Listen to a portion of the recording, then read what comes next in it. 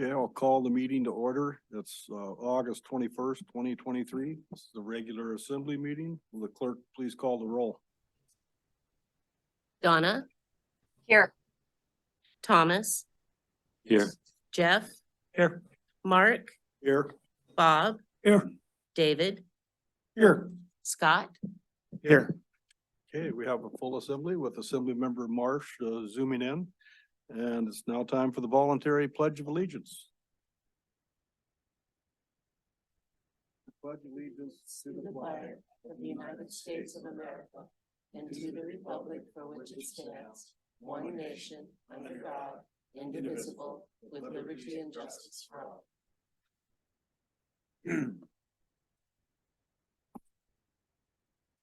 Okay, item 3, looking for a motion for approval of minutes from the August 7th, 2023 assembly meeting. So, second. Okay, if there's no changes, all those in favor say aye. Aye. Those meeting minutes are approved. Brings us to item 4, amendment and approval of tonight's meeting agenda. So if there's no proposed amendments by assembly members, I'll entertain a motion to approve as presented. So moved. Second. Okay, all those in favor say aye. Aye. Okay, we'll move forward with tonight's agenda as presented. Okay, first thing on the agenda tonight is a public hearing. There's a couple of them this evening. 5A is the item, and it's a public hearing for ordinance 2023-12. This is an ordinance amending chapter 4.08 of the former City of Petersburg Code to account for borough formation. And this public hearing is now open. So, and you can see the details under item 14A on the agenda. So if there's anybody that would like to participate in public hearing, stand at the podium and state your name and who you represent. There's nobody zooming in, Clerk Thompson?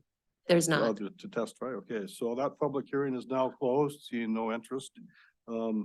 Item 5B, public hearing for an application to purchase borough-owned tide lands by Weekon Enterprises Incorporated. John and Sherry Weekon, doing business as Weekon Enterprises Incorporated, have filed an application to purchase the borough-owned lot they currently lease located at 103A Dock Street, parcel number 01-010-037.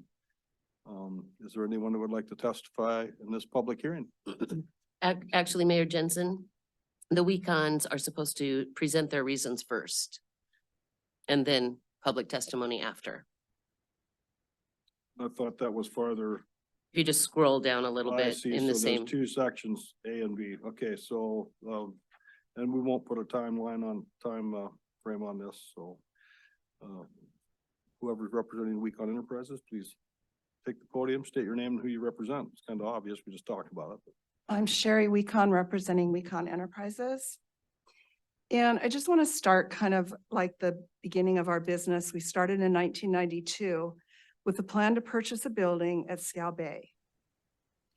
When we confirmed to the seller at the time that before we left Washington, and before we sold our house, that he would still be interested in buying our business. And at that time, he said yes. We got to Petersburg, went to talk to the seller, and he had changed his mind. This was all within a 30-day period. So we even had to get an attorney to get our earnest money back from this person. And the reason I'm telling you this is that it's because the only other option for any type of property for building our shop was to lease the property from the city, which currently houses Weekon Enterprises. Our building was built to code, as well as providing adequate parking for our customers. So our building business went up for sale in February this year. We have learned so much about loaning on leased land. With the borough's appraisal so low because of how leases work and with the time left on the land, our value is $115,000 for our entire building. So we just wanted that, and we wanted to get fair market pricing for the building that we have put a lot of time, money, and effort into. And this is our retirement fund. in part. If we had known this at the time, I don't know what we would have done, but we're here now. So here's some facts to consider, please.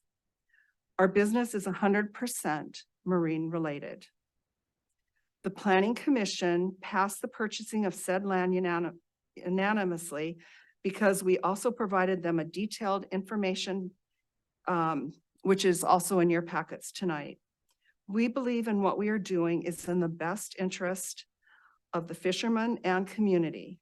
Your master plan also states to support marine local businesses, which is one of the reasons the chair of the board voted yes.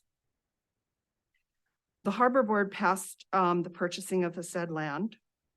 When we met with the Harbor Board, we explained all of the above reasons for purchasing the land, financing, everything that WeCon Enterprises is on. They were given the same packet from us that you have been given tonight. We would like to personally thank Casey Knight for his amazing support and recommendation he made, creating a proclamation type of a form. And then also support from the other board members that voted to do this as well. We've only had one interested party in our business, and that was with the Forest Service, which would not fall under the classification of 100% marine related. And during our harbor meeting, it was stated, Bo had told us that the harbor is kind of interested in the building if the petro thing isn't going to happen as well, because we are desperate for maintenance.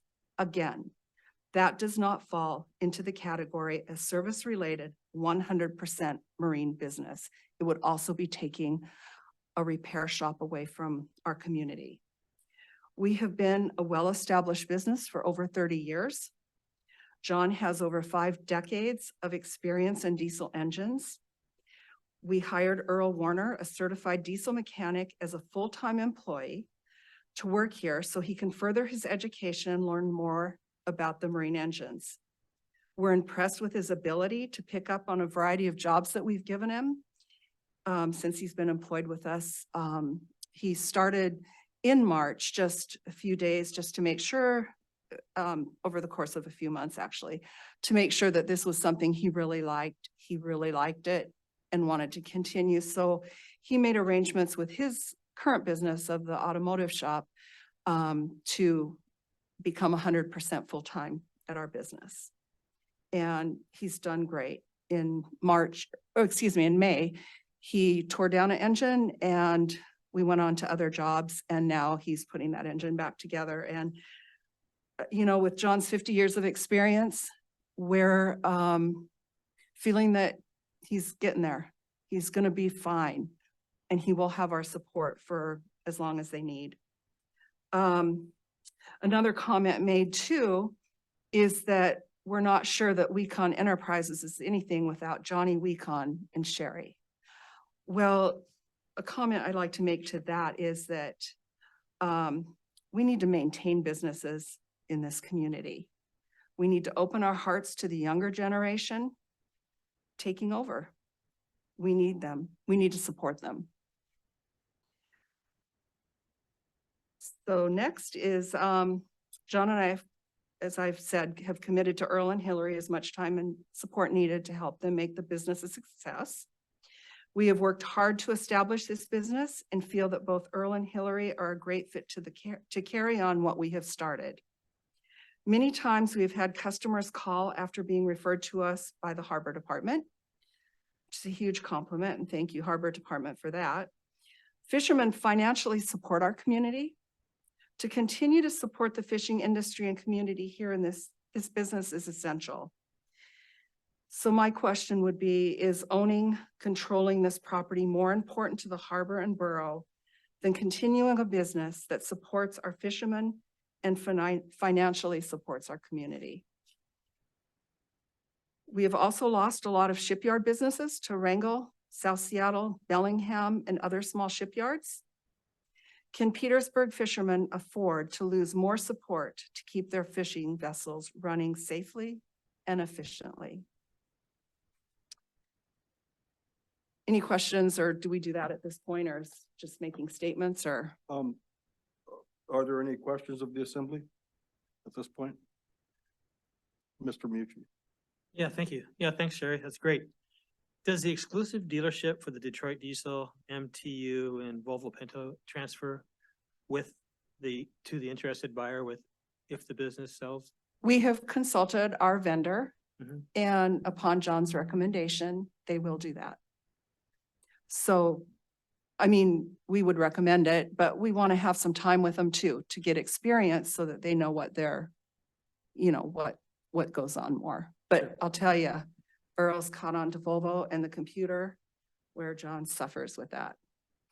And one of the comments made at the Harbor Board that kind of, I just want to say it because I want you to really think about having long-term employment or having generations take over, the younger generation take over businesses.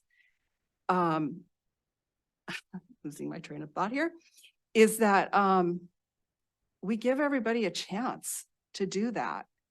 And that we don't say it's not going to be anything without John Weekon and Sherry, because we're going to still be there to help.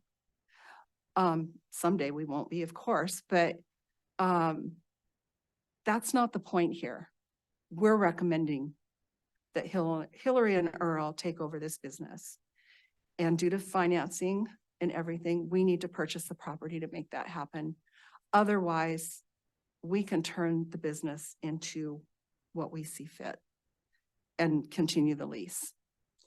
So we don't want to do that because we want to continue the marine business. That's why we're fighting so hard. Any other questions?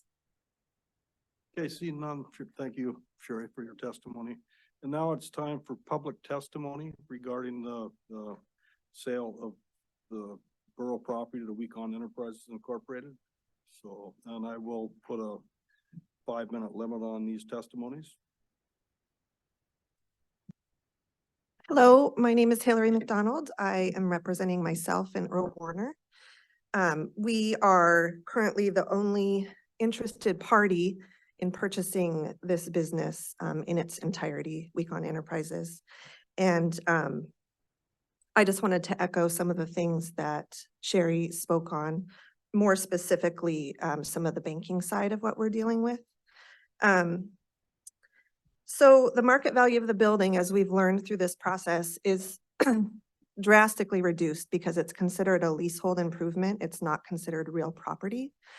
And so while a bank will loan on a leasehold improvement, they don't, the value is not there, which there's a huge difference between the current market value as it stands and the asking price and what the Weekons need to get in order to retire how they'd planned.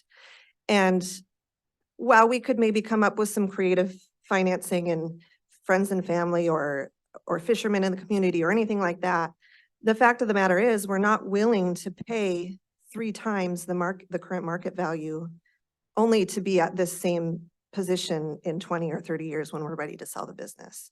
It's just not a smart investment, and it's just not something we're really willing to do. On the flip side of that, the loan portion, because it's a leasehold improvement, we cannot gain access to commercial mortgages, like a typical mortgage, which would be 20 or 25 years for a commercial property.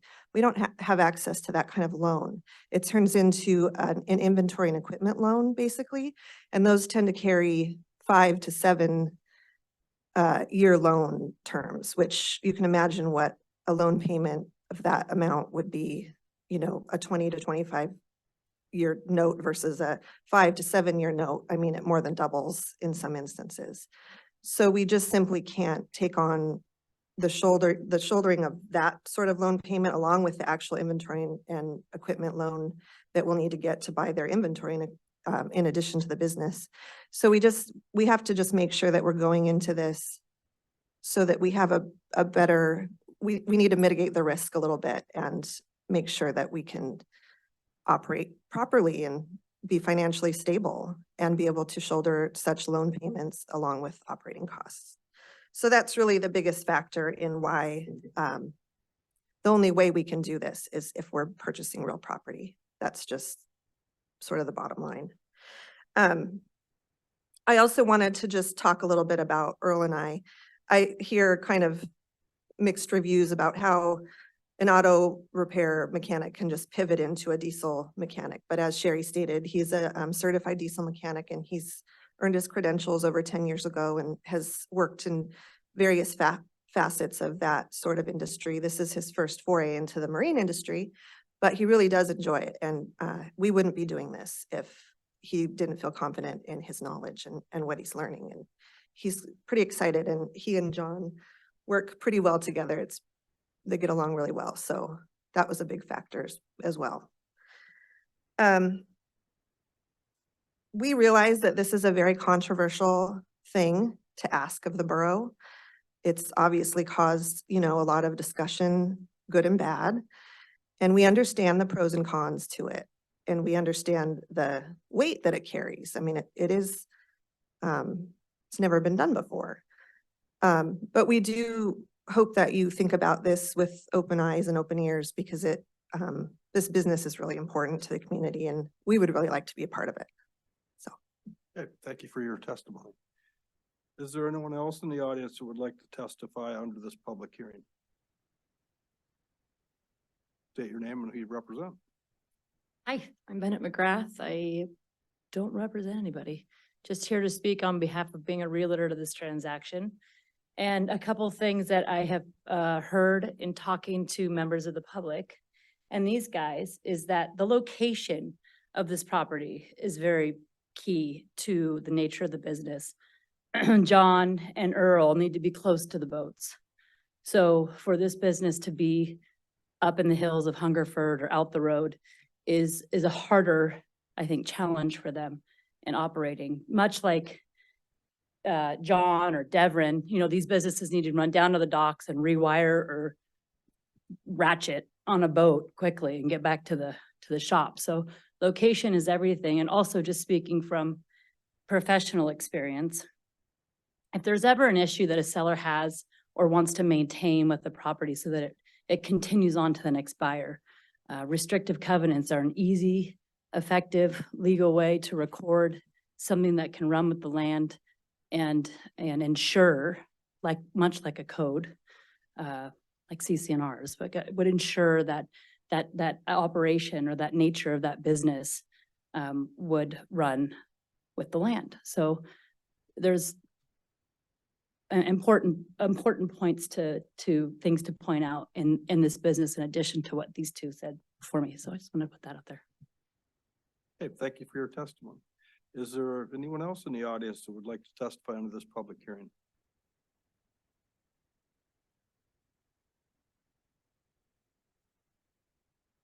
Hello, Harbor Master, Woolen. So I'm just here to kind of understand that there's a level of frustration through this whole process, and how Hillary mentioned that's the first time. And so it is kind of exciting, and they did a very nice presentation at the Harbor Board. And I think we had a lot to think about after those conversations happened. So just a little history. The Harbor Enterprise Fund was developed in particular for this area about 40 years ago.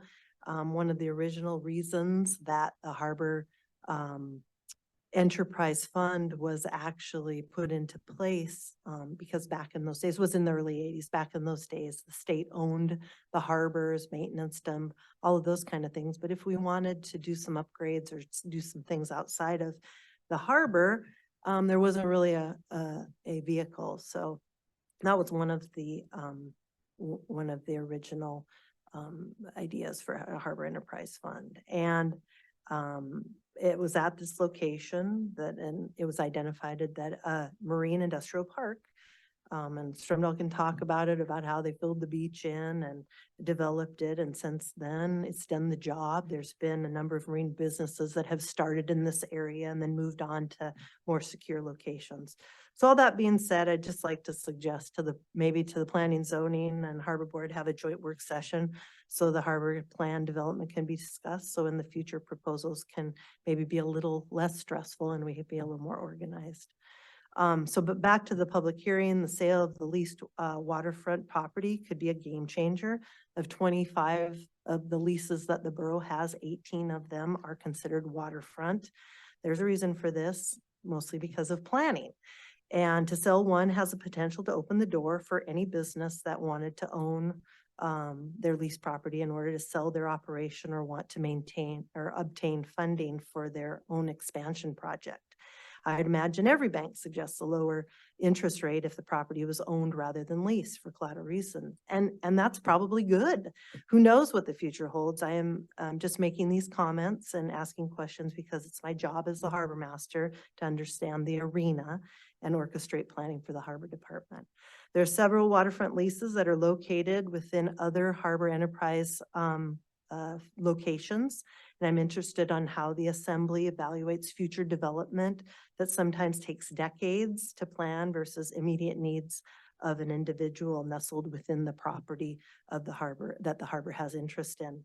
It's been suggested that placing a covenant on the property could be the answer. And that's, very encouraging. There's, that's definitely an interesting notion that has merit to investigate. The Harbor Board actually put this forward in hopes to satisfy all the parties, and seems like it does. But requests the desire to revisit their support of the idea of the covenant is not part of the purchase agreement. They hope that the assembly understands that the priority of ensuring the property always remain in the marine service arena. The WECON's existing lease states that any subletting would have to go before the review of the city council. And I think this is typical of most of the borough leases. You'd have to ask Debbie. I would maintain that enforcement of this has been lax. Not much so with this particular lease. They've done exactly what they said they were going to. But with others, maybe have changed the intended nature of what was the original agreement and have not met the standards. My question is, how does the borough intend to enforce a covenant if it can't really enforce lease requirements?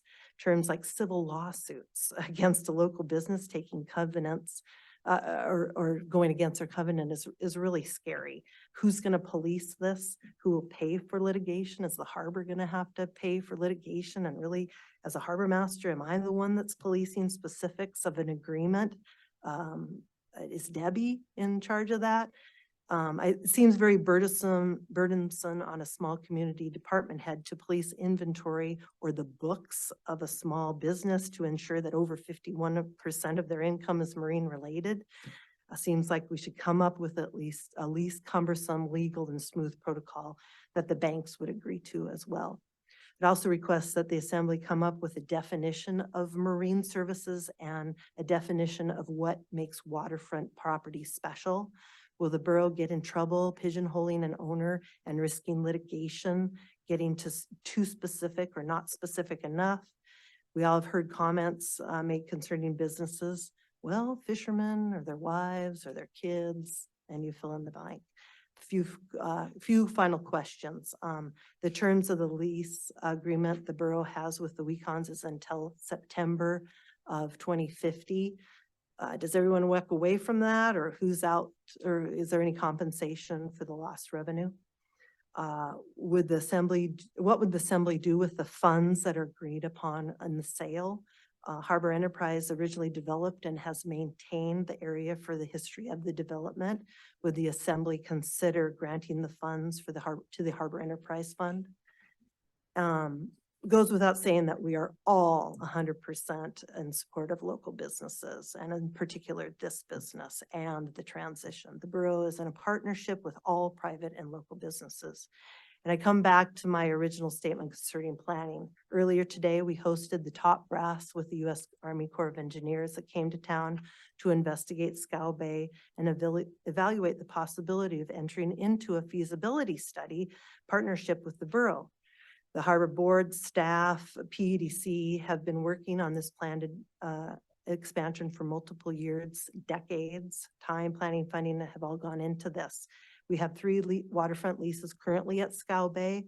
Please consider whatever argument decided at this location could be used at that location as well. So hoping language can be crafted to protect the public planning process. I'll stick around for the agenda item further down, but wanted to make sure my comments and that the Harbor Advisory Board recommendations were part of the record. Okay, thank you for your testimony. Is there anyone else in the audience that would like to testify under this public hearing?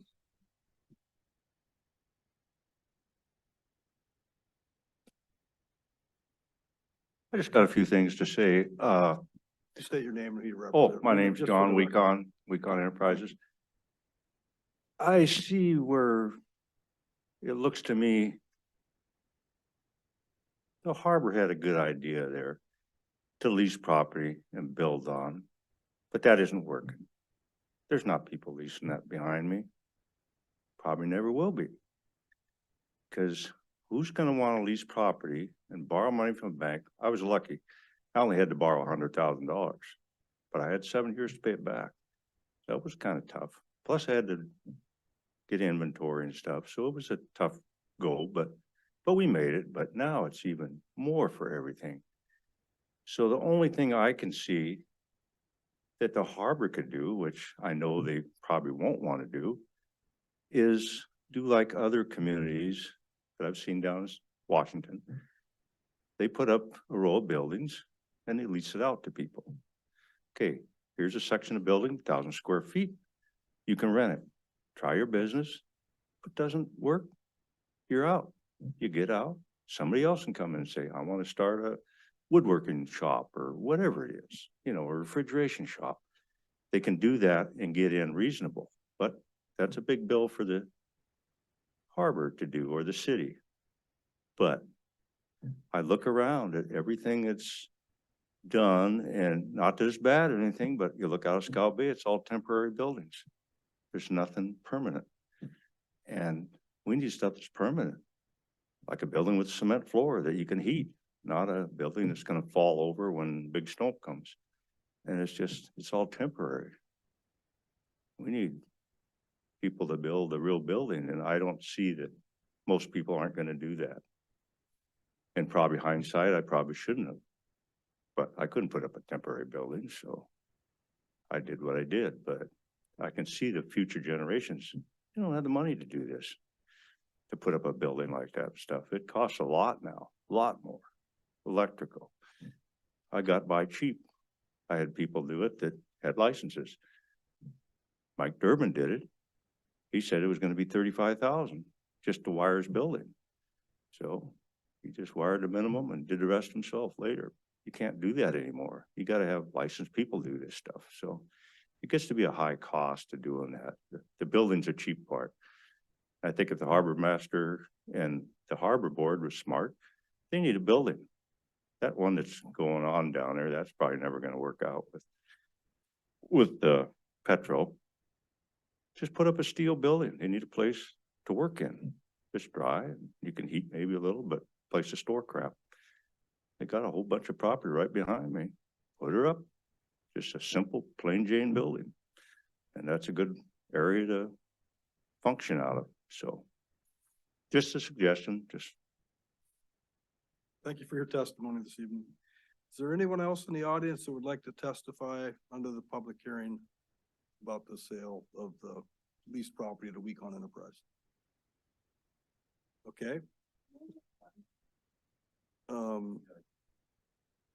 If you go to the podium, state your name. This is Sherry Weekon, again with Weekon Enterprises. I want to clarify too, something that's in your packet is information about how Patty Phillips from Pelican actually created a marine industrial area and purchasing property. It's not marine on Dock Street. It is not marine at all. It's strictly industrial. That's the way it says it is. And again, I want to tell you that we're a 30-year the precedent on all of this is 30 years. We've been there for 30 years. The building isn't changing unless you guys change it. And the lease says that we will build a diesel mechanic marine building, but it didn't say we had to keep it that way. So again, if the lease doesn't go through, or if we don't get through with this sale, we'll be forced to do something else creative because it's just kind of the way it's going to have to be.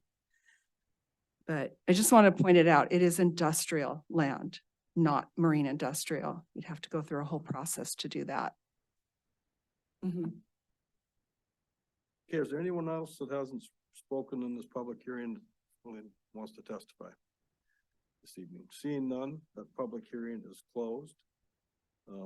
Backtrack here. Okay, that brings us on to bid awards. There are no bid awards tonight. That brings us to item 7. That is persons to be heard on items related to tonight's agenda. If there's anyone in the audience that would like to speak under that, step forward, state your name and who you represent. I got a mixture. It's kind of a blend of 7 and 8, but I'll just use my 5 minutes here. My name is Joel Rander. I'm here representing myself only, resident of Lake Street. This assembly voted to change Lake Street drastically about a month ago. And so did the Housing Task Force. And the people I talked to are not happy about that. I think this is a broken system. You guys need a lot better communication with the public. And that would go a long ways toward stemming any misunderstandings or miscommunications on things like this that are moving forward. Nobody knew this was happening. I ran across this in the Petersburg pilot and was shocked to find out, I wasn't asked, none of my neighbors were asked. And not that we don't want that, but we would have let you know the issues that are there and stuff you should know that is there. So therefore, I suggest not going forward with item 15A4 and have the HTF, Housing Task Force, get more public input, and especially from residents affected by any decisions they might make. It's borough land, obviously, borough can do what they want to do with it. But I think people that are directly affected should at least be consulted and asked what their thoughts are on anything that happens that. I see the validity in some of the, I've watched a lot of the Housing Task Force meetings, and I see the validity in some of where they're going with wanting to extend Lake Street to Hungry Point. I do not disagree with things of that, but I do get concerned when I see a lot of talk of changing zoning and meeting different needs. We work very hard to keep our community the way it is, and we invest a lot in our homes and neighborhoods. So we'd like to be at least consulted before anything like that. I know this process, now you go through, as I was told at the last Housing Task Force work session, to just come here or to the planning and zoning or planning committee. But it's kind of past that time. You haven't gotten input. So it's kind of like, well, we're done. We voted. Tough. You got to take it. That just, you can do it legally, but it just doesn't kind of go over well. So let me go on quickly and briefly about what the issues are. A week ago today, I'm spending my time, I'm in private economy. I don't go to work, I don't get paid. So in the morning, I'm spending my time once again, helping public works crew figure out where the pipes are and digging up my front yard. Not my pipes, your pipes. So we got issues. And before spending money moving forward, I'd like to see, like I said, I don't think it's necessarily a bad idea, but we need to fix infrastructure before moving forward, in my opinion. That's the second time this year, been in my front yard and been in the neighbor's front yard just to the south of me, and then in the middle of the street a couple of years ago. I'm told they're old style asbestos pipes and they're brittle and they break. The sewer's not up to standard on that street. Like a lot of streets in town, it's not just Lake, but that's the one you chose for the 2 lots. So moving forward, I'd like to see some infrastructure set up there so you can support your concept, your idea moving forward with different lots. Instead of placing all that burden on Lake Street, which is also a through street, both to Hammer and Weekon hardware store and the post office and the airport. We get a lot of traffic, a lot of dust. It's a floating road, very, very poor drainage. I invite anybody to come up on a rain event and look at the street and you'd be amazed the standing water and it just doesn't go anywhere. I'm downhill from the center of the street and the houses in the center of the street have flooded yards, flooded ditches. Neighbor straight across from me, the ditch is just full and water won't go anywhere. So there's issues, and I'm not an engineer and know how to build a road or anything else, but that floating road, any rain and a few vehicles and it just turns into chuck holes. Again, like a lot of streets in town do. So, but they're not chosen for this. And I just suggest that we do that instead of trying to push this forward. And maybe, I don't know how all the funding works and where all the money comes from in different areas like you guys do. But I just suggest that instead of putting more pressure on that street right now until it's fixed up, let's take a pause and do that. And that's pretty much the gist of it. Maybe in your recognitions, you could recognize the Public Works crew. Bunch of great guys. They got it done fast. Again, now they really know where everything's at in the streets and how to turn things on and off, and goes pretty quickly. But it shouldn't have to be that way, but these guys are pretty sharp. I only lost an hour of work. So anyway, and let me leave you with this too. Just the last thing is that, thank you for letting me go over and probably am, that, in consideration of something like PIA and working with on 8th Street, they do need utilities run down through there, but maybe they can do that for you. And you've got an existing road. You would still have to fix up our road, even with the 2 lots, because it's being a through street into 8th Street, which is already paved. Which I also found out the water running across that street, if it fails, is not up to standard pipe and would have to dig up the pavement on that street too. Not a big deal. We can live with it. We can do it. We can move forward. But anyway, more communication, and I think we can do this and get this done. So that's my comments. Thank you very much.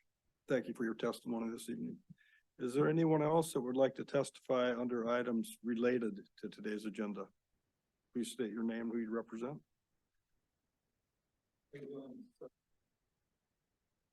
We're on 7 items related to tonight's agenda. Yes, sir. My name is John Mergus.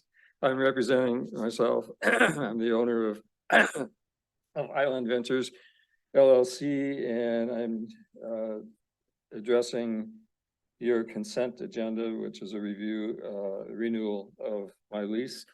And the lease is essential to the Scow Bay Boatyard. It's doing well business-wise, except I've noticed that the accounts receivables are way up this year, indicative of the poor fishing industry. And related to that is all the vendors and the shipwright businesses that work in my yard. And that includes Wycon Enterprises. And so that's why I think it's appropriate to put a plug in for them, because they are an essential business. They've been a lifesaver for so many of my customers that are there. And that includes their current personnel. They've actually been heroes. So I hope you renew my lease. Thank you. Thank you for your testimony, Mr. Mergus. Is there anyone else this evening that would like to testify under 7 with that's items related to tonight's agenda? Good evening, Chris Morrison, Tribal Council President for Petersburg Indian Association. I thank the Assembly for approving at its last meeting, moving forward with PIA's land purchase application for the lot located at 10 North 12th Street. I feel that by doing so, the Assembly acknowledged the time, effort, and money expended by PIA throughout the process with the Planning Commission. I urge the Assembly to now approve option B of Resolution 2023-10, which would provide for disposal of the subject lot, more specifically parcel 01006431, by direct sale to PIA. I further urge the Assembly to demonstrate its trust and confidence in the borough manager's ability and sense of duty to do what is in the best interest of the borough by authorizing him to engage in negotiations with PIA regarding the sale price, conditions, and restrictions, if any, without compulsion or constraint. Please trust that PIA and your borough manager will bring fairness and reason to the table and will reach a mutually satisfying agreement for the purchase of that lot. Thank you. For your testimony this evening. Is there anyone else in the audience that would like to testify under items related to tonight's agenda? Seeing none, we'll move to the next item on tonight's agenda, item 8. That is persons to be heard on items that are unrelated to tonight's agenda. Mr. Hankins?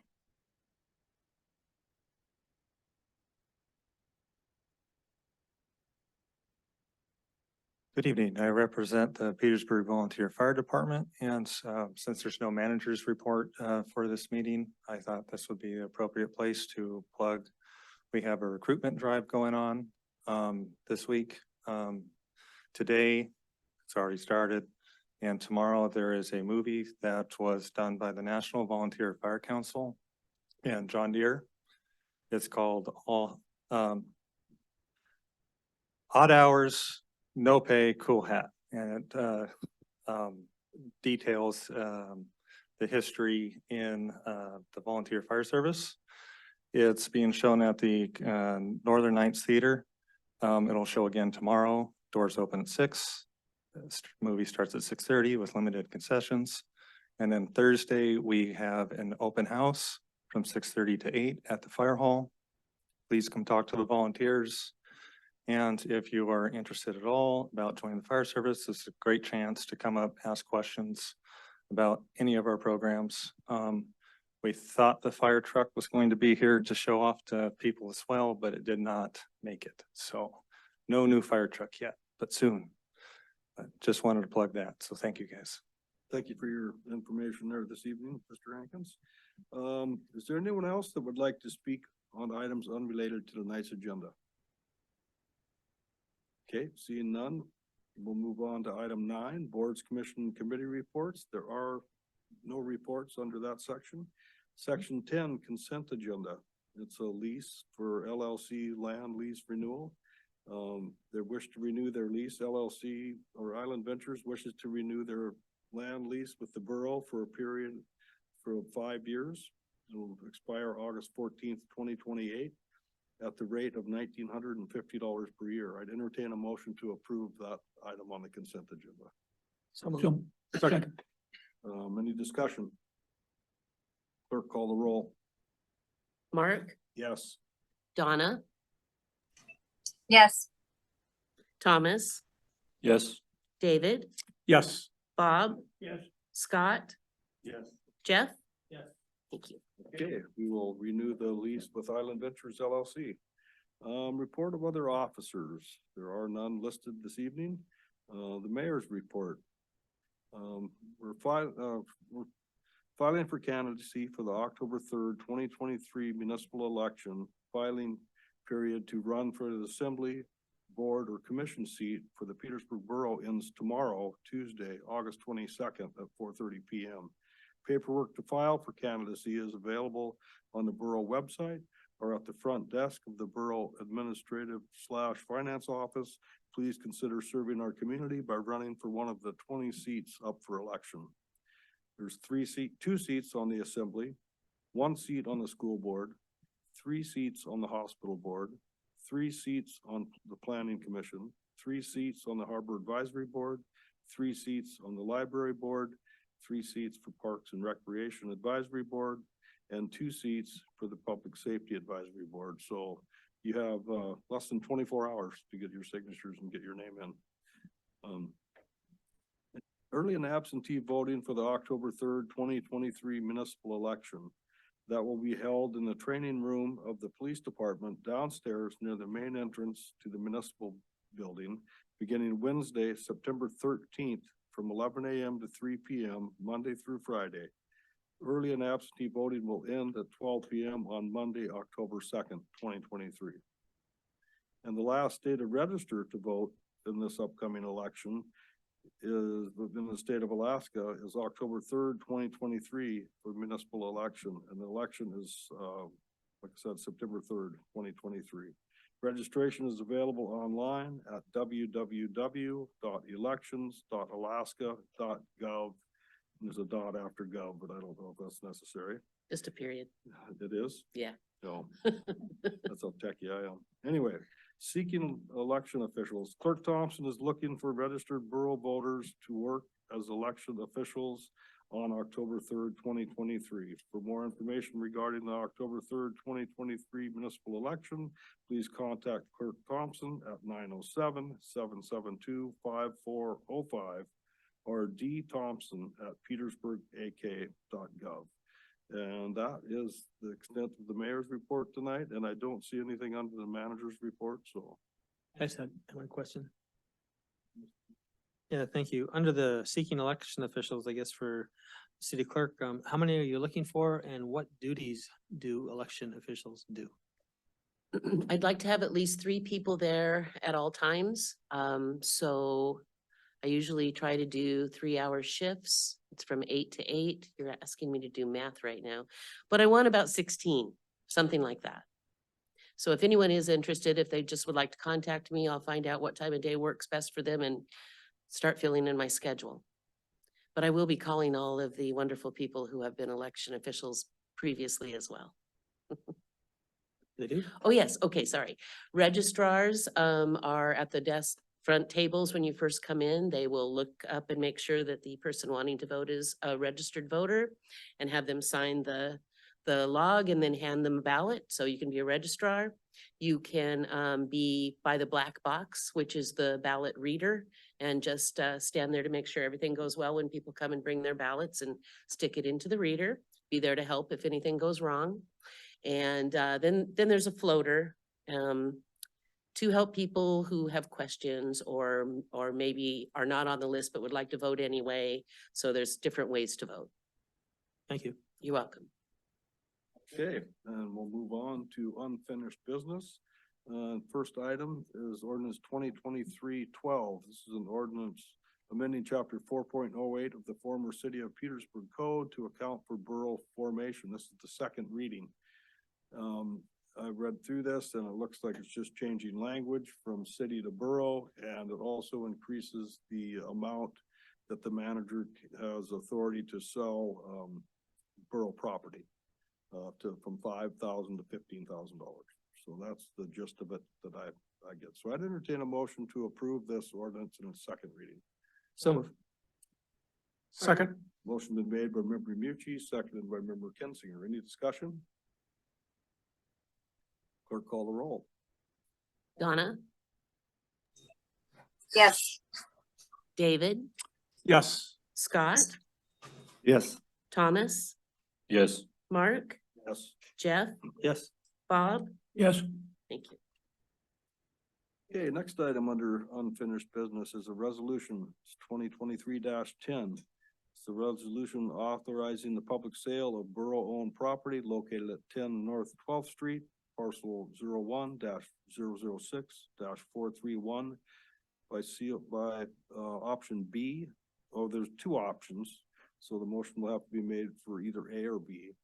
Option A is a sealed bid or outcry auction, or option B is a resolution approving the disposal of borough-owned property located at 10 North Street by direct sale to the Petersburg Indian Association. At the August 7th meeting, the assembly voted to move this discussion to this meeting. So I'd entertain a motion to approve either A or B in this resolution. Is that proper language, Clerk Thompson? Yes, it is.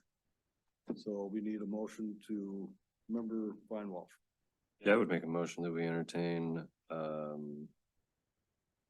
option B, resolution approving disposal of borough-owned property located at 10 North 12th Street by direct sale to the Petersburg Indian Association. I'll second that. Made by member Fine Walsh to use option B for the direct sale of this property, and a second by member Mucci. Is there discussion?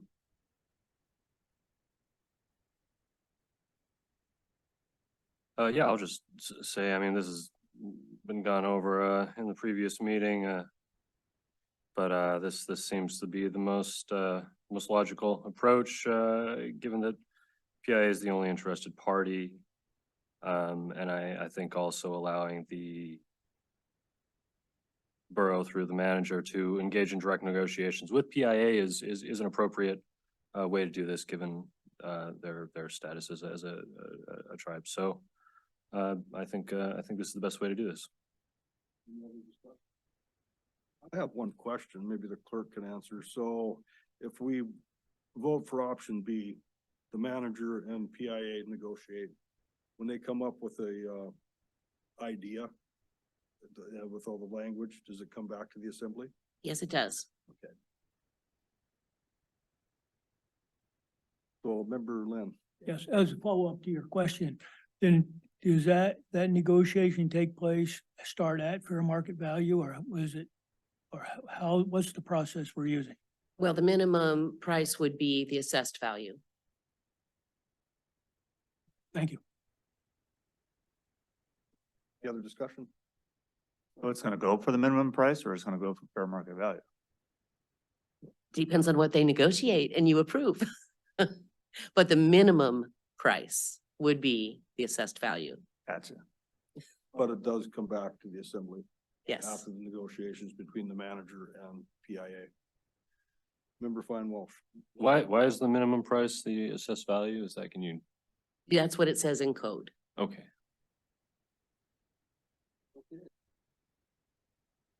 I think I'm gonna vote for this, because we get to visit this one more time.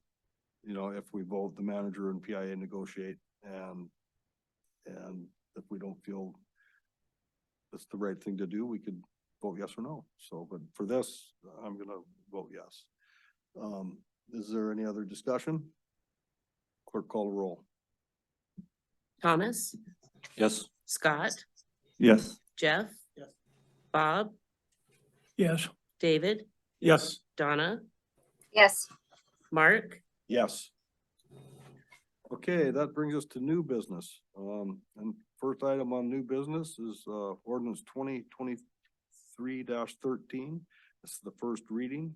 This is an ordinance adjusting the fiscal year 2024 budget for known changes. There are 6 or 7 items here, that will update the fiscal year 2024 budget as follows. To increase the community center sewer line project budget by $84,115 as approved with resolution 2023-08 on June 3rd, 2023 by the assembly. Item 2, to accept $23,000 in grant money to the library from the Rasmussen Foundation. Item 3, to accept $75,120 grant to conduct an energy efficiency audit at the community center. Item 4, to use up to $100,000 of property development fund to provide utility connection stubs to residentially zoned borough property lines to prepare lots for future sale as approved with resolution 2023-09 on July 17th, 2023. Item 5, to use $14,640 of elderly housing reserve for design development to remedy structure issues due to rot and deterioration of wood on the building's main entrance ramp and cover. Item 6, to increase the fire department's communications budget by $5,000 and small tools budget by $1,000. Item 7, to increase payroll and benefits by a total of $186,225 to cover the wage increases approved by the Assembly for Petersburg Municipal Employee Association, PMEA, and covered employees and department heads. So that is what we're voting on to, for a budget change. Entertain a motion to approve. So move. Second. Discussion. Is this amendable, Clerk Thompson? I mean, even if we passed a resolution, I'm gonna use item 4 after the testimony by Mr. Randrup tonight. We have failing infrastructure in the road, but we voted to supply $100,000 to put utilities, I wasn't here, I just wanted to be Mhm. clear on this, to extend off of the end of, Lake Street. Mhm. That's what we voted to do. Well, Okay. there was, yes, there were properties on Lake Street that were approved by that resolution. And the reason for the resolutions before the ordinance was so that things could move forward before this ordinance was prepared, because it was being, many things were being gathered to bring this ordinance before you. So, whether or not that can be amended, I mean, I'm sure there's probably a way. I'm not exactly sure what that would be at this point. I would have to consult the attorney. Because the resolution was passed. So you would think that that part of the ordinance would also be passed, but if it's not, then we would need to figure out what to do. And this is just the first reading. I just wanted some clarification. So we have 2 more readings and a public hearing in 2 weeks. The public hearing for the next meeting. Remember, Lynn? As a follow-up, can this one be amended to exclude that particular portion of it? That is kind of what I was asking. I see. I would think yes. But yes, and then we would have to deal with the resolution after that. So anyway, I just wanted clarification on what we can and can't do here, and maybe the clerk can get clarification from the attorney. And so just to move this forward, since there's 2 more readings in a public hearing, I'm gonna support this as it's proposed, but we'll see what happens down the road. Member Mucci. Thank you. Under the community center sewer line expense, and we see that we're taking money out of the property development fund. Is the eventual goal to put that money back into the property development fund? Or does it just go away and only leave about $100,000 in the property development fund as opposed to 600,000? This is a question for me. Would Jody be the best, finance director be the best one to answer this? I would imagine if you take the money out, it's just you're using it to fix some property you own, right? That's correct. And after you approved the resolution a month or 2 ago, we determined that there's still about $250,000 in the property development fund remaining. So the only way to build up the balance is to sell property. Just, I guess, yeah, Or follow up. actually, a correction, the marijuana tax goes into the property development funds as well, so that helps. About $25,000 a year. I was just trying to determine if since Parks and Rec, if the Parks and Rec's budget is using $500,000 out of the community development fund, is the intent to make that fund whole again, or just use that money up for a borough-related property repair as opposed to a property development fund, which might be used to, like we're talking this $100,000 for the property line extensions in those 3 properties that we've talked about. I would think you build up the fund and you use it for, issues that you think are important. Like the savings account, but, how does it get built back up? By selling property? And marijuana tax, is that the only income into that? Yeah, the assembly could decide to, to use expenses or use cash from the general fund if they wish to pay for the sewer repairs at the community center, but that was already determined during the budget process to use the property development fund. Just to follow up, just so I understand. So the answer is no, that the Parks and Rec is not going to make that Correct. property. Okay, That's correct. thank you. Okay, if there's no other discussion, I'll ask the clerk to call the roll on 15A. Bob, Yes. Jeff, Yes, Mark, Yes. Scott, Yes. Donna, Yes. David, Yes. Thomas. Yes. Okay, item, 15B under new business, Weecon Enterprises Incorporated, application to purchase borough-owned tide lands located at 103A Dock Street. They have filed an application to buy this lot, which they are currently leasing from the borough. The planning commission recommends the assembly approve the sale of the leased tidelands. The Harbor Advisory Board recommends the assembly approve the sale with restrictions. Borough Code, section 16.12.005, leasing preference states the orderly development of the borough and due consideration toward ocean resources, harvesting, economic development, public recreation, and public service centers combined with dwindling municipal revenues and limited land available for the public purpose supports a strong preference towards leasing land versus outright sale of land. So I'm not gonna read the whole thing, the rest of the borough codes. We had a presentation by the owners of Weekon Enterprise earlier. And so I'd entertain a motion to approve this sale to Weekon Enterprises. So moved. Is there a motion? Second. Made the motion, member. I made the motion. Motion made by member Newman and seconded by member Fine Walsh. Discussion.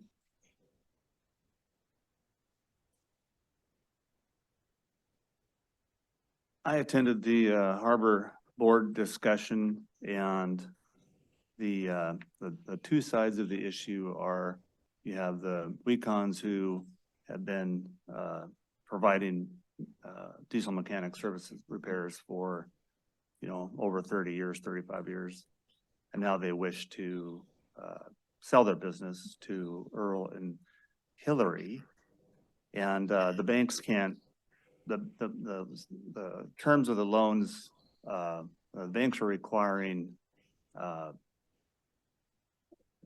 the property to be owned by the Weekons to be able to do a loan on it. It's considered a leaseholder, and so basically they own the building, but they don't own the property. So the flip side, the other side of the argument is the property is leased through the what's it called, the Marine Industrial Park. That's what it is. It's through the borough, but it's in an area called the Marine Industrial Park where everything's supposed to be marine related. So this property was filled in like 40 years ago, and through money from the Harbor Department through the Enterprise Fund, and so the concept of leasing this borough land to people, and like we heard from the Weekons, it was the only option that they felt they had at a location that was suitable. So they really didn't have an option. And so now they're looking to get out of it, and they're finding difficulty getting out. And this is an important service that our community needs. We need to move forward with this sale. The borough is, I feel like the borough's responsibility to the public is to encourage economic growth and not to inhibit it. So this original concept of a leaseholder agreement was, it served its purpose. It worked pretty good for 30, 35 years, but now it doesn't work. And I feel like we need to be in a good working relationship with our service providers. And that includes an exit strategy for the people that have businesses to be able to transition and move on. And then we can have continued, marine service repair. Because this is we should be supporting the fishing industry, which is a main economic driver for our community.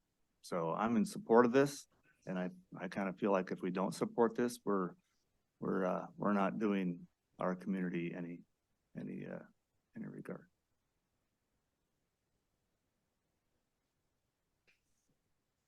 Yeah, I made a promise to dig into this in some depth, and I've done that. I got total empathy with the folks that want to sell. But putting on the borough, representing all interests in the borough, I have to ask a number of questions here. There's 11 properties here in this type of arrangement we have. all those monies go to the harbor department. And it amounts to about $160,000 a year. So a question in my mind is how much do we, and I think we're also setting a precedent, because once we sell one, I see no reason that the assembly should not sell all the rest. Or, I think we've made that decision and we'll on. That goes back and negates what was done in the comprehensive plan, which the assembly approved years ago. So then we negate that plan and go back. I'd like to know, that's $160,000, and what do we have to raise harbor rates in order to replace that $160,000 if they were all sold? But better yet, I'd like to see a policy. Okay, if we agree to this, and I'm not saying we shouldn't, I want to know what is our policy related to all the other properties in the same category and that we have. Are we going to, if they come available, are we going to put them all up for sale? Do we change the planning and zoning on them? Where do we go from here? It's a bigger question, I think, than just this one property. Unfortunately, these folks happen to bring it to the table first, but there's a bigger question here that I think needs to be addressed.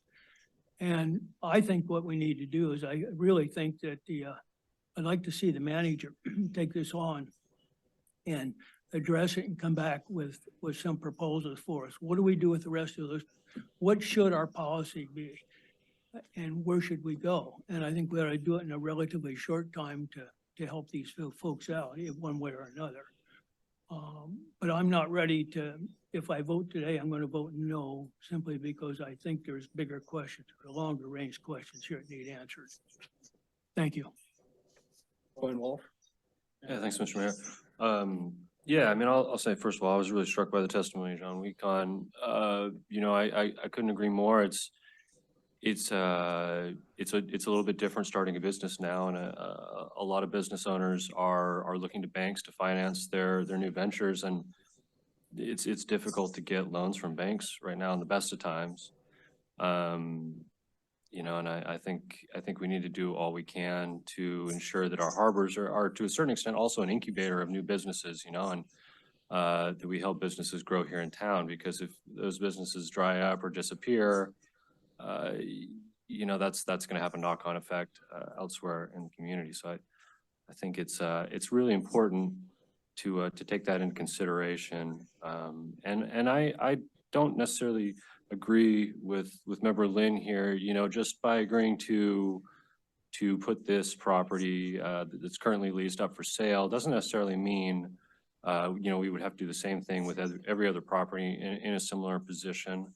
We do have the master plan, some kind of designs for the future development of our community that we did a few years back. And I think that is a good guide.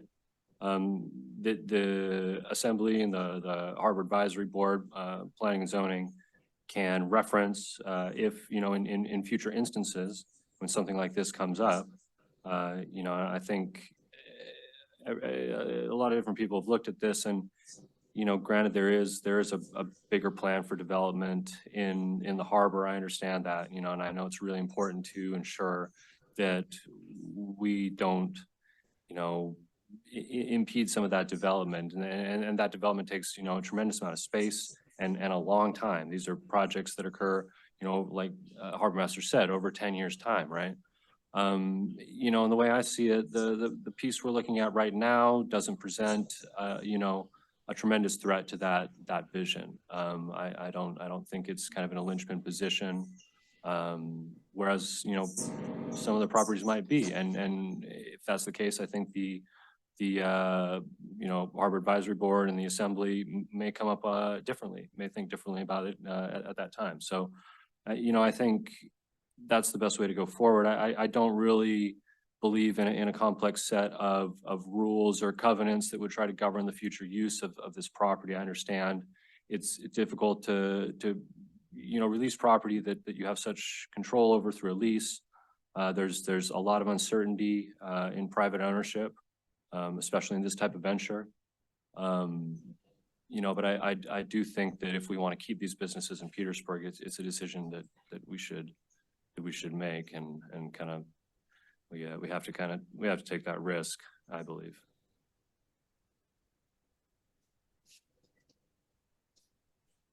Yeah, thank you.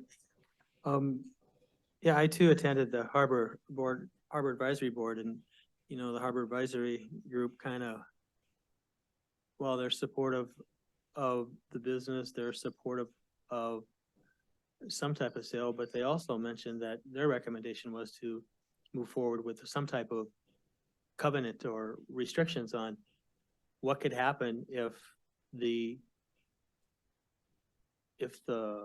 owners weren't following the letter of the zoning requirements. And that's the part that I have questions about. Can we put a covenant or some type of restriction in there to protect the borough's interest? And then how do we go about enforcing some type of covenant? And what's the process we use for doing that? I don't think there's anybody within the borough who is looking at leases to see if people are following what their lease requirements are. And while I think WeCon Enterprises is a vital part of the community, I think it's very important to pay attention to what it's best for the borough's interest. And I'd like to see us explore the covenant idea and see what the manager, the city attorney, and the weekends can work on to, you know, make it acceptable to both the assembly and the harbor board, because I know the harbor board wanted to look at it again once the issue of covenants was brought back to see if that met their desires. So I'd like to see the city manager work with the attorney and the WeCon to try and figure something out that is halfway acceptable to all three of the parties. So thank you. Yeah, you didn't want to speak? Yes. Okay, Donna? Yes, thank you. I think it is absolutely in the borough's best interest to encourage business growth. I think WeCon Enterprises has been well established. It's got a good track record. And so I hate to get distracted from the primary question, which I believe is this: should we go ahead and allow the sale to happen? And secondary questions are, what other kinds of restrictions or covenants or et cetera do we want to attach to future transactions? I think probably it behooves the borough in its best interest in the assembly to address this primary question and then put our heads together for some other ones. My thought would be a case-by-case scenario could be the best option. Not every business who wants to purchase their leased land will meet the waterfront master plan criteria, which this one actually seems to fit quite well. And then we can go from there. I initially had thought that I would not support this, but the more I think about it is we've got a critical business here, a diesel marine shop, repair shop, that I know when commercial fishermen are dead in the water, that's it. I think those in the industry have experienced that to one degree or another, and it does have a trickle down effect. Everything to what is purchased at the grocery store to what's purchased, you know, wherever else with electronics or what have you. So I think I absolutely will be voting in favor of this, but I think I would urge the assembly to not get stuck in the primary question, or sorry, secondary questions, but focus on the primary. Okay, thank you, Member Kinsinger. Well, I have kind of a blend of all the comments, and I agree with a little bit of what everybody said. But I don't know, sometimes I have a tendency to look at things maybe a little bit longer term, and I think more like 25 to 50 years down the line. And the problem that I have right now is selling the property outright is exactly that. Once the property is sold outright, it's gone. It's private property. And depending upon whether we can figure out some sort of covenants to put on the property, which I'm willing to explore, we lose that property. There's nothing to say. I mean, everybody sees what's happened to our waterfront over the last, well, the 40 years I've been in town. There have been a lot of changes. And most of the developments, which the WeCons is is a positive development, have not necessarily been marine related in the long run. Things change. I get it. It's really hard to be a private business person, particularly in the environment right now. And what I would prefer to do is to look at another option, since we've all thrown out different scenarios here, where the borough pays the WECONs for the improvements of the property, and then we just turn around and lease it to the Whitethorns. In other words, we will still maintain the long, if necessary, when that happens and the lease comes up, we can write another 50-year lease so that it's long enough period to amortize the loan. I understand the complications of dealing with banks. Nobody likes to do that. Banks want to have something real if they get their money back. And there's a lot of intangibles in small businesses. And I get it. I get it. It's harder to get financing. But I also understand we have two competing interests here. The interests of the WECONs, which I definitely sympathize with. I understand they'd like to get some money for their hard work and for the equity that they've put in their building. And then two, the long-term viability of having a diesel repair shop specifically for marine engines in town. I would consider covenants, but I'd like to hear from the attorney how we go about that. How enforceable are covenants? Can we put a covenant on this property that the bank would accept? And that's the other important part. If we put a covenant on that says that this property can only be used in perpetuity for diesel engine, marine diesel engine repair. 50 years from now, we might even have diesel engines. That's the problem with covenants and thinking long-term. So I'd like to see us explore an option where we can maintain having a marine diesel repair facility in the community and that the borough's long-term interest in the property is also maintained. And so I think I have more questions that I'd like to see answered before I could vote tonight in favor of just releasing the property. Okay, since everybody's spoke on this topic, I'll have my input. I've realized if we vote for this tonight, we're gonna set a precedent with selling a piece of land that's been leased from the city. And it's been talked about by the assembly here tonight. My intention would be, if I'm still on the assembly, if there's another business that's on leased land that comes forward and wants to buy the land, it'd be you'd address it as a case-by-case basis. I think this is an important business for the fishing fleet in Petersburg. WECON Enterprise is, and fishing industry is the biggest economic driver in this town. And I'm gonna vote for this tonight. I know there's some concerns by other assembly members about covenants and what you can and can't do, but I would like to see this move forward. And if we do vote for this tonight, we're voting for the manager to go into negotiations with the WECONs, if I'm understanding it right, and then it'll come back to the assembly with the final sale price and conditions. So maybe in that time, there could be some kind of language put in it that satisfies the assembly members that don't, want to sell the property at this point. But I'm in favor of this, and I know we're going to have other lease holders that are going to be before us. And if the borough has a better use for that land in the future, then I would probably not support that sale. So just how I feel. If there's no other input. Member Marsh has a hand up again. Oh, Member Marsh? Yes, thank you. So my question is, if we want a lease that goes into essentially in perpetuity for the next 50 years, I'm not sure why the advantage would be to do that rather than to sell properties outright. Because if sometime during the lease, the borough then decides that, hey, we want that property to do X to it, but yeah, we've got a marine related business on it. Does that give us authority to do that? I think that is shaky ground to think that we always have to have the lease in place.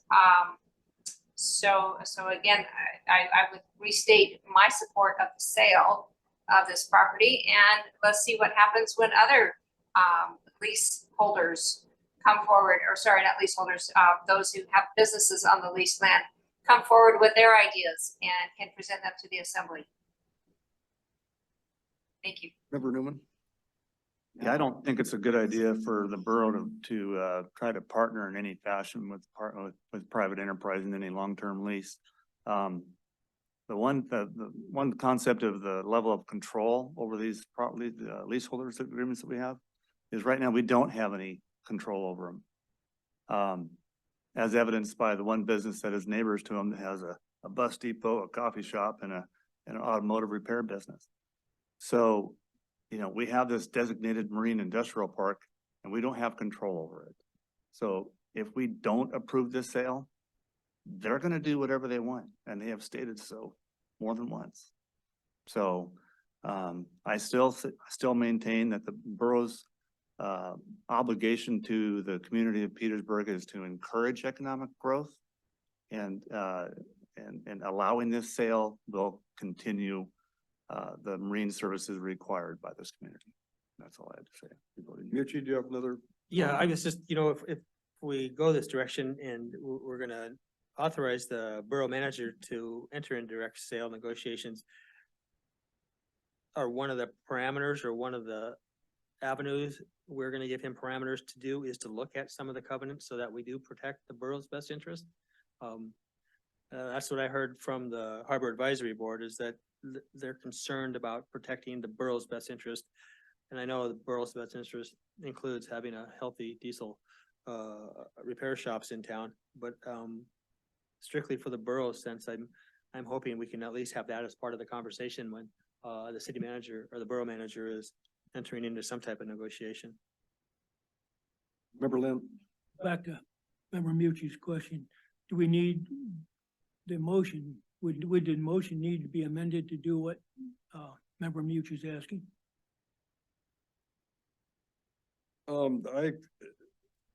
I suppose we could make a motion to amend this to direct the manager, give him a specific direction, but what are you gonna ask him to do? You know, I'm in favor of voting to let the manager go into negotiations with the weak-ons. And then it's gonna come back to us. And at that point, if we don't like the language in it or the dollar amount or whatever, we could vote it down then. But I don't see anything.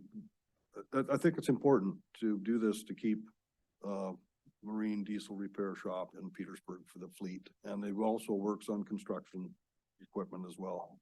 Member Newman? So it was the Harbor Board's recommendation to approve the sale with the recommendation for the assembly to consider the possibility of covenants being able to have like the legal teeth to maintain the marine related intent of the marine industrial park. That was their recommendation. Member Kensinger has his hand up, like he stated earlier, was, can we do that? If you sell a piece of property to someone, you could tell them, you know, I guess you could do it by zoning, but you're gonna do, you know, lot by lot back in that industrial park. Or Member Kensinger? That is the crutch of the matter, right there. Enforce the covenant, my understanding, you have to go to civil court, which would require the borough hiring a lawyer and suing to enforce the covenant. I agree the way that we have leased property and how we have maintained those leases has been very lax. So currently we have a situation where we really don't have any zoning except our old code for industrial. It's not very specific and it's not related to marine at that location. So the way I see it, we have a number of issues here that we need to resolve before we go down this road. First question is covenants. Can we enforce them? Are they enforceable? Are they practical? And probably more important, depending upon what type of covenant we'd put on the property, would the bank be acceptable to those covenants? Because what I would propose would be a covenant that says that this property continue to do exactly what it is doing today. Now, the bank might not like that. So I'd like to hear their response on that, because if the Whitethorns aren't successful in their business, then it's gonna end up back with the bank. The next question is, what are we gonna do about our zoning? Are we gonna address that at all? We have started that several times. Every time we try and do it, we throw our hands up in the air and say, this is too difficult to do. We're not gonna do it. COVID happened, we stopped doing it. So we had a whole process that we spent a lot of money and a lot of time on, and we just stopped it. Okay. So can you enforce the covenants through zoning? That's the next question. And then the other question, which is obvious, you're right. The borough has done a lousy job enforcing the restrictions or the covenants or whatever you want, excuse me, they're not covenants in a lease, but they've done a lousy job enforcing leases.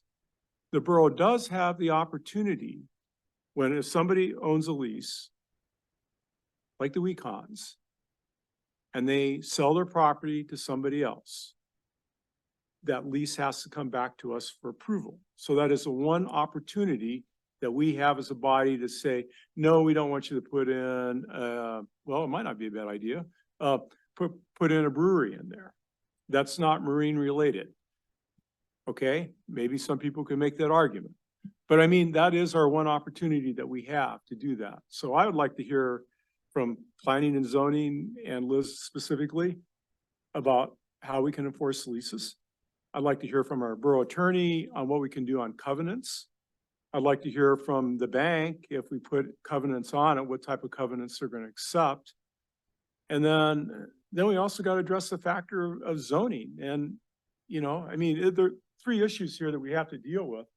And it's unfortunate the Wecons are in this situation right now. That's why I came up with my proposal to buy the building from them.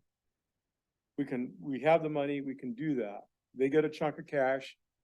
If the Whitethorns want to proceed with the sale, the Wecons would have to finance it, or they would have to receive financing from a bank if they could find it for the business inventory. But I'd like to see those other things done first. So I don't feel like I'm in a position to vote yes for this tonight. Okay, so we've all spoke our position a couple times, and we're, you know, there is some concerns, you know, just like we've talked about, but what we're voting on is whether we want to have the manager go in negotiations to sell this leased piece of property to Wecon Enterprise. So if there's no other discussion, will the clerk call the roll?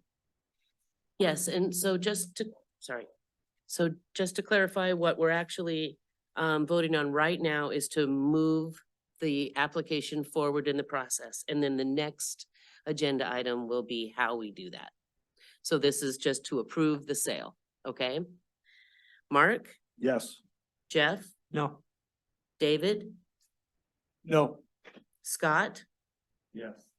Donna, Donna, are you there? he's trying, Yes, thank you. Yes. Thomas, Yes. Bob, No, Okay, it passes to move forward, at least with members Kinsinger, Mucci, and Lynn opposed. Okay, it brings us on to the next item.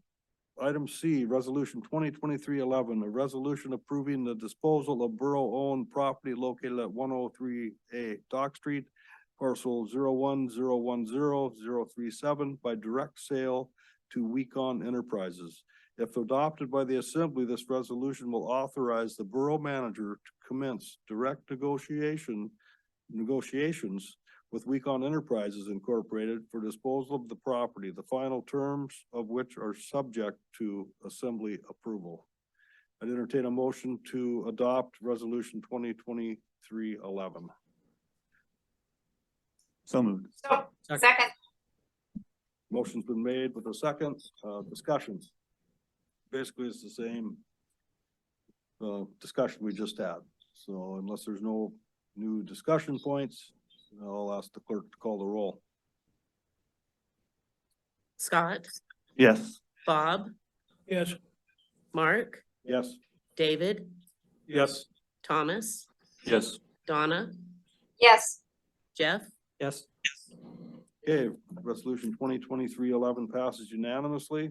That brings us on to item D under new business, new hospital project, Dawson Construction Guaranteed Maximum Price GMP Contract Amendment. As outlined in resolution 2023-04 and approved by the Borough Assembly on April 17th, 2023, Petersburg Medical Center requests approval to execute a GMP guaranteed maximum price amendment to the Dawson construction contract for site work. And I'd entertain a motion to approve that. And specifically, it's for some earthwork to get the property ready for development, I believe. And the recommendation in this is to award it to Rock and Road Construction of Petersburg, not to exceed $5,898,643. I'd entertain a motion to approve. So move. Second. Motion's been made by member Len, seconded by member Newman. Discussion. I've read through this. I have one question for member Mr. Hofstadter, if I may. He's the CEO of Petersburg Medical Center. Is the money available for this? We have a HRSA funding that we could utilize for this, and then we are waiting for Treasury funding. So it is pending upon receival of those grant funds. Okay, before the work can proceed. That's correct. Yes, Well, this is just a authorization to move forward. if that's you get the correct. funding. That's correct. Will there be another vote by the assembly for notice to proceed? Or do you just, this is basically that? This is that, and then as requested previously, any amendment further it will be brought forward Assembly. to the assembly, correct? Okay, Yep. okay, thank you for the Yep. clarification. I just thought the public might want that too. So if there's any discussion? Clerk, call the roll. I'm sorry, member Marsh has her hand up. Oh, sorry, throw something at me. You can't, I guess. Thank you. So, two things. One is the gross maximum price. If I remember from Mr. Farnwell, on an earlier discussion, he essentially, if I understood correctly, said it was kind of a fluid number.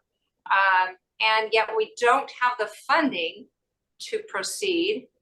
I'm wondering how those two concepts can coexist in the same idea, same sentence, actually. Is that a question? Is that a question for me? Okay, you're on, if you can answer that. Okay, can you hear me? Yes, Yes. you're coming in very clear. So the contract amendment with Dawson would establish the guaranteed maximum price based on the competitive bidding and the subcontract award to Rock and Road Construction. We have enough HRSA funding that theoretically we could fund it all out of the HRSA grant and pause the design of the hospital. We're anticipating getting more funding from Treasury very shortly, in which case we would prorate the payments for this particular work between HRSA and Treasury Department. We would make that determination of which buckets of money we're going to actually pay Dawson for the work once we negotiate the actual detailed schedule for the work. But this first step is just to establish the guaranteed maximum price, which again is based on competitive bidding. And if funds are not available in that unlikely event that not all the funds were available for whatever reason, we would suspend the notice to proceed. We can cancel the work at any time there's a termination for convenience clause in the parent contract. So I don't see that as an issue or a conflict. What we're trying to do tonight is just comply with the borough's request to inform the borough whenever there's a next step contemplated that is construction related, not design related. And we are at that point. We have the design, we have the core permit, we have a guaranteed maximum price proposal based on competitive bidding. So we're ready to enter into the detailed discussions with Dawson about when to start and which bucket of money or buckets of money we will use to pay them for the work. May I ask a follow-up question, Mr. Mayor? Yes. Thank you.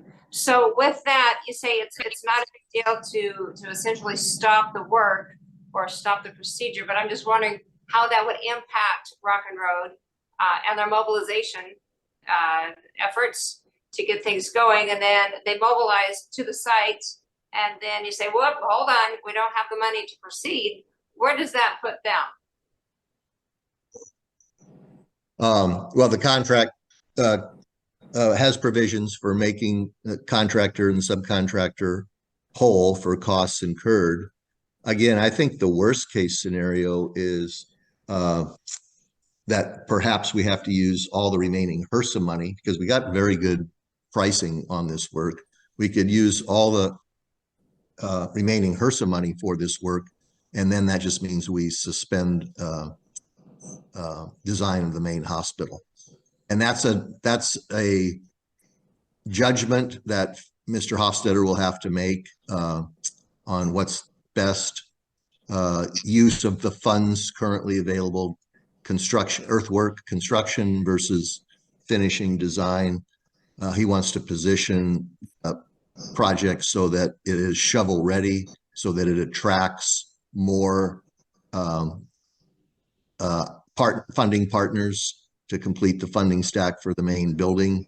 And this is an important step moving forward with the earthwork to accomplish that. And that's what those judgments are, what Phil is prepared to do and make. Thank you. Any other discussion? I have a question. To what, you say this will be shovel ready after you get the funding and for this guaranteed maximum price. Is this gonna have a pad found ready for a foundation with all utilities? Or is this just part of it, part of the site prep? It'll be the pad, but it will not be the utilities yet. But you know, we did something very similar in Nome, which generated the final funding for the new Nome Hospital several years ago, where the pad was constructed and federal funders decided that, hey, this project is now shovel ready. And then we came in later and put the utilities in and built the building. So that is a very important first step in completing the earthwork portion of the project so that you are ready to trench in utilities and you are ready to pour foundations. Okay, thank you. And then that, with this amount, the site will be excavated to hard pan and then backfilled with shot rock? That is correct. No other questions? Clerk, call the roll. Bob, Yes. David, Yes. Scott, Yes. Thomas, Yes. Jeff, Mark, Yes. Donna, No. Okay, item E. Housing Needs Assessment Work Session. Assembly Member and Housing Task Force Chair Kinsinger request an assembly work session to receive the preliminary results of the Housing Needs Assessment recently performed by Agnew Beck and the Housing Task Force. The work session will provide the assembly an opportunity to ask questions and provide input regarding the assessment, which could help fine tune and clarify the information gathered prior to finalizing the assessment results. The Housing Task Force held a work session for this purpose August 16th, 2023. So Member Kinsinger, you have some ideas? Basically, it was summed up right there. So if it's the wish of the assembly to have some input in this before they're done, it'll probably take an hour, hour and a half, depending upon the number of questions that we have for it. It's some very informative information about the community they gleaned from these surveys and some of their other analysis. So the concept behind this would be they would take our input and incorporate it into the report. It's not necessary, but I think it would be a good opportunity for everybody to get their own input into this before they're done. We looked at a couple dates, since this is strictly a work session, I believe we could do this Wednesday, as early as Wednesday evening. But that's open to discussion from everybody else. Personally, as far as anything this week, I wouldn't be able to attend, but, I don't necessarily have to be there. I would like to see the information though. Any other comments by assembly members? Looks like member March. Donna? Member Marsh? Thank you. I would also request not this week, due to all sorts of things going on what I've got going. Could you guys make a suggestion for the following week then? Any late afternoon, evening works for me.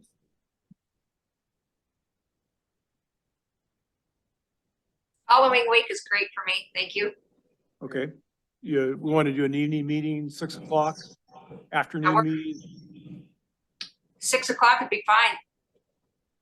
After work hours would be good. Okay. Let me look at the calendar real quick here. I thought that's what you were doing there. Trying. Yes, I got mine pulled up. Today's the 21st. Debbie's looking for, availability of the assembly chamber. Okay, We're good to go next week. okay, how about, 29th, or excuse me, 28th, Monday the 28th. Okay with me, 29th, 30th, 31st, I'll be in Ketchikan. So I'll see Okay. you. All right, Okay, 28th works for me. Have all the other assembly members good with the 28th at 6 PM for a work session with the task force? It should be, I don't know, my schedule's in my truck. Yeah. Well, if we all can't make it, we all can't Yeah, make it. That's I just should the way it is. So, okay, we'll set that date. and so what I suggest is I'll have Debbie, if she could send out the slide deck. And you guys can take a look at them ahead of time. So 28, 6 o'clock? Sounds Okay. good. I'll let them know. It's a work session. Okay, communications, there's only one correspondence, I believe, it's the last meeting, and it's posted on our website. We don't read them. Person could come and present them themselves if they'd like. And discussion items, item A, minimum age to operate borough vehicles. Assemblymember Kinsinger wishes to discuss the implementation of a minimum age for borough employees to be eligible to operate borough vehicles without a commercial driver's license or a chauffeur license. So what's your thoughts? We kind of talked about a little bit the last meeting. I know some of you weren't here. Some of the input that I got back from the fire department, the police department.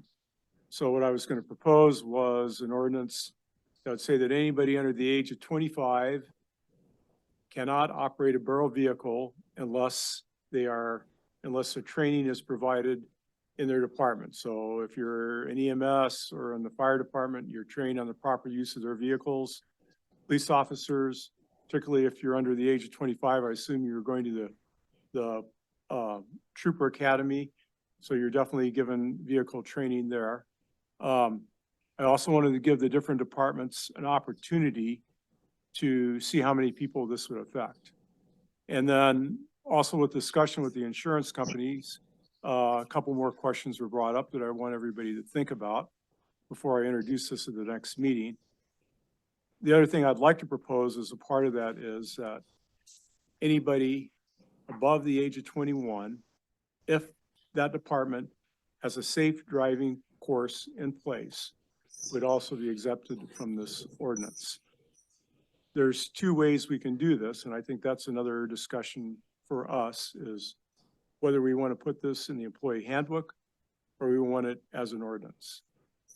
As an ordinance, it has a little bit more permanence. It does draw a line in the sand. The employee handbook, as it is right now, we really haven't even looked at it. It's pretty out of date. A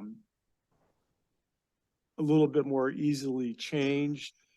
So that would be the other discussion item to think about. And so what I'm really asking for is before I draw this up, if you have any input. Just my input would be anybody that has a commercial vehicle, do they have to have a CDL or is it air brakes or what are the recommendations? Maybe Director Hagerman can you fill me on what the policies are now, or what you mean? Does everybody have to, you don't have to have a CDL if you're just driving a shop truck or a work truck. You don't have to have any driver training, just a valid driver's license. Is that the current procedure? Yes, that is correct, Mr. Mayor. Commercial vehicles, 33,000 pounds or more require a CDL. So this is for other vehicles then? Yes, if you have a CDL or chauffeur's license, you'd be exempted from the ordinance. So in other words, if you're 21 and, or whatever age you are, and you have a CDL, then you'd be automatically excluded from this ordinance. If you're work for the police department as a police officer, you'd be excluded from that ordinance. I don't know how it would impact a dispatcher, but I don't know whether they drive police vehicles on a normal basis in their jobs.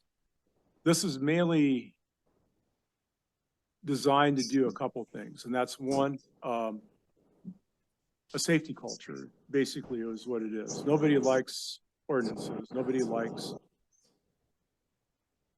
government to tell them to put on a seatbelt. Nobody likes government to tell them that they have to wear a helmet.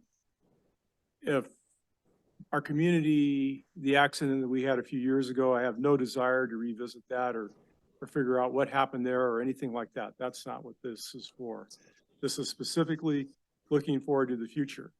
Do we want to should we be allowing 18-year-olds to have a van full of kids in one of the Parks and Recs vehicles and drive it out the road without having any safety training, without having anything other than a driver's license? These are kind of the things that came up in my mind when I was looking at these things.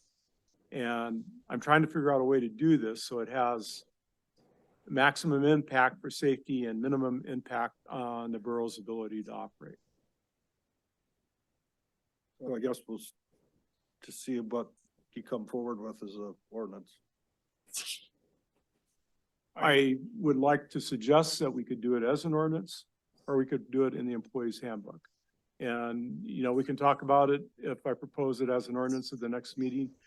And that could be, that's another option that I'm trying to explore a little bit. Unfortunately, the borough attorney's not real available right now. I've had a few preliminary discussions with her about it. And the more I learned about the employee handbook, the more I got kind of scared about going that venue. So we'll see what you put on as an action item and go for it there, my opinion. Member Marsh? Thank you. I appreciate the concern for safety. However, I perceive that this could be incredibly onerous to enforce.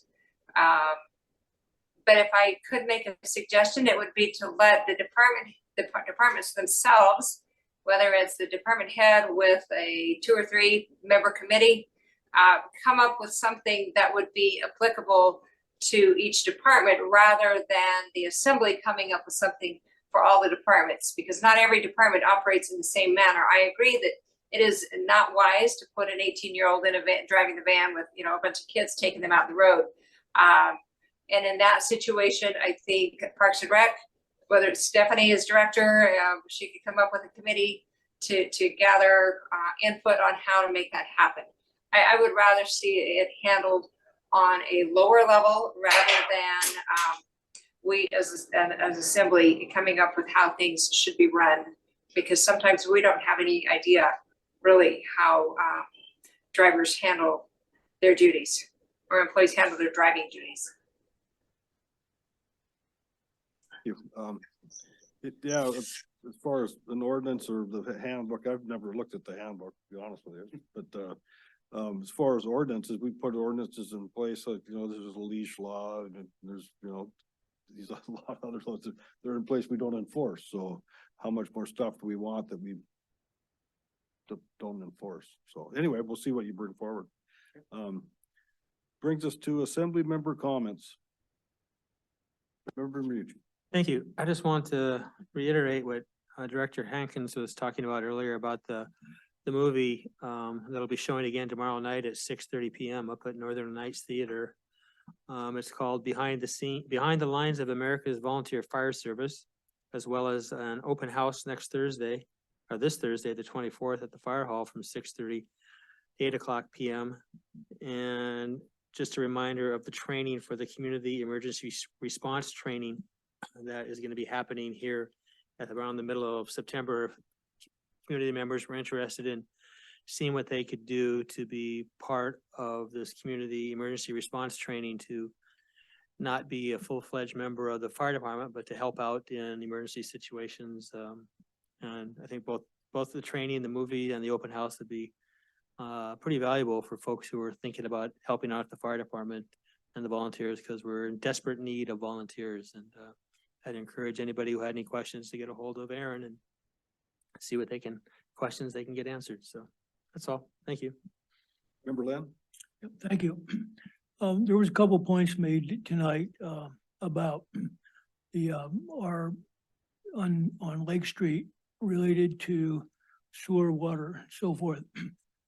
If we could, on the next next assembly agenda, if the manager could speak to, did we in fact, when we voted that, did we create ourselves a problem in terms of being able to service future,